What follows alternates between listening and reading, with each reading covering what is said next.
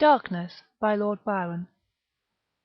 1812–1888 I had a dream, which was not all a dream. The bright sun was extinguished, and the stars did wander darkling in the eternal space, rayless and pathless, and the icy earth swung blind and blackening in the motionless air. Morn came, and went and came, and brought no day, and men forgot their passions in the dread of this desolation, and all hearts were chilled into a selfish prayer for light. And they did live by watchfires, and the thrones, the palaces of crowned kings, the huts, the habitations of all things which dwell, were burnt for beacons. Cities were consumed, and men were gathered round their blazing homes, to look once more into each other's face. Happy were those who dwelt within the eye of the volcanoes and their mountain torch. A fearful hope was all the world contained. Forests were set on fire, but hour by hour they fell and faded, and the crackling trunks extinguished with a crash, and all was black. The brows of men by the despairing light wore an unearthly aspect, as by fits the flashes fell upon them.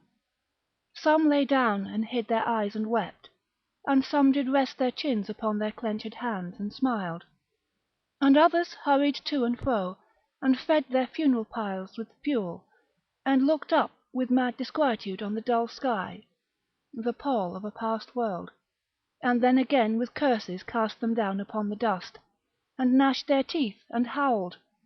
The wild birds shrieked, and, terrified, did flutter on the ground and flap their useless wings.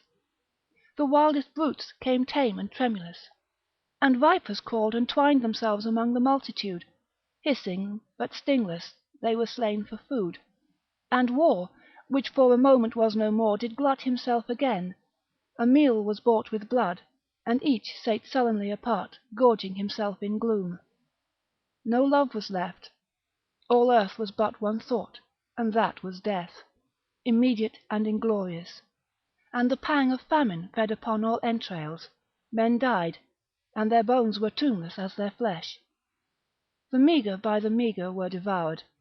Even dogs assailed their masters, all save one, and he was faithful to a corpse, and kept the birds and beasts and famished men at bay, till hunger clung them, or the dropping dead lured their lank jaws. Himself sought no food, but with a piteous and perpetual moan, and a quick desolate cry, licking the hand which answered not with a caress, he died. The crowd was famished by degrees, but two of an enormous city did survive, and they were enemies. They met beside the dying embers of an altar place, where had been heaped a mass of holy things for an unholy usage.